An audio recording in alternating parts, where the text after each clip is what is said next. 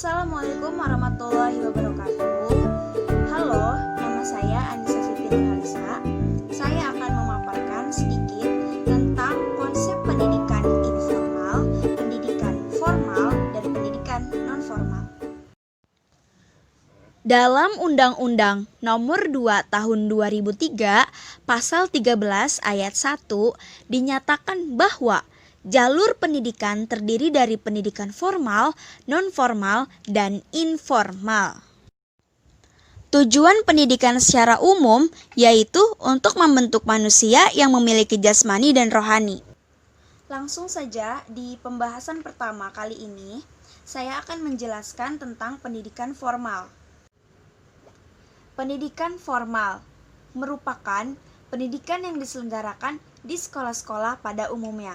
Jalur pendidikan ini mempunyai jalur pendidikan yang jelas, mulai dari pendidikan dasar, pendidikan menengah, dan pendidikan tinggi. Yang kedua, ada pendidikan non-formal. Pendidikan non-formal adalah jalur pendidikan yang dilakukan di luar jalur pendidikan formal, yang diselenggarakan dengan cara berstruktur dan berjenjang. Pendidikan formal banyak kita jumpai pada anak usia dini seperti TPA, Taman Pendidikan Al-Quran, dan sekolah minggu yang terdapat di gereja. Selain itu, terdapat juga berbagai kursus seperti kursus musik, bimbingan belajar, dan lain sebagainya. Tujuan pendidikan non-formal ialah bertanggung jawab untuk mencapai dan memenuhi tujuan yang sangat luas, baik jenisnya, levelnya, maupun cakupannya. Sedangkan fungsi dari pendidikan non-formal ialah untuk mengembangkan potensi peserta didik dengan penekanan pada penguasaan pengetahuan dan keterampilan fungsional serta pengembangan sikap dan kepribadian fungsional. Jenis-jenis pendidikan non-formal meliputi pendidikan pemberdayaan perempuan, pendidikan keaksaraan, pendidikan keterampilan, serta pelatihan kerja.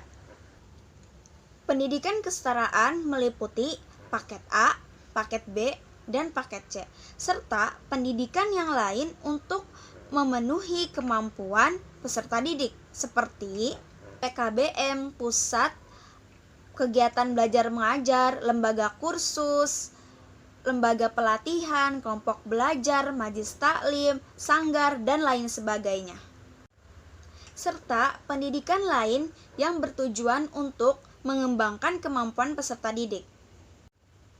Pendidikan non-formal diselenggarakan bagi masyarakat yang memerlukan layanan pendidikan lain yang berfungsi untuk mengurangi atau menambah dari pendidikan formal, dalam rangka mendukung pendidikan sepanjang hayat. Yang ketiga, ada pendidikan informal. Pendidikan informal adalah jalur pendidikan keluarga dan lingkungan berbentuk kelompok belajar secara mandiri yang dilakukan dengan sadar dan bertanggung jawab. Hasil pendidikan informal diakui sama dengan pendidikan formal maupun non-formal setelah peserta didik melalui ujian sesuai dengan standar kependidikan. Alasan pemerintah menggagas pendidikan informal. Yang pertama, pendidikan dimulai dari keluarga. Yang kedua, untuk mencapai tujuan nasional dimulai dari keluarga. Yang ketiga, homeschooling. Homeschooling sama dengan pendidikan formal tapi dilaksanakan secara informal. Berikut adalah perbedaan antara pendidikan formal, pendidikan non-formal, dan pendidikan informal. Yang pertama, untuk pendidikan formal, tempat pembelajaran di gedung sekolah, dan pendidikan non-formal, tempat pembelajaran bisa di luar gedung. Sedangkan pendidikan informal, tempat pembelajaran bisa di mana saja. Yang kedua, untuk pendidikan formal, kurikulumnya jelas. Dan pendidikan non-formal, tidak memiliki jenjang yang jelas, sedangkan pendidikan informal tidak berjenjang. Yang ketiga, untuk pendidikan formal ada ujian formal, dan untuk pendidikan non-formal terkadang ada ujian.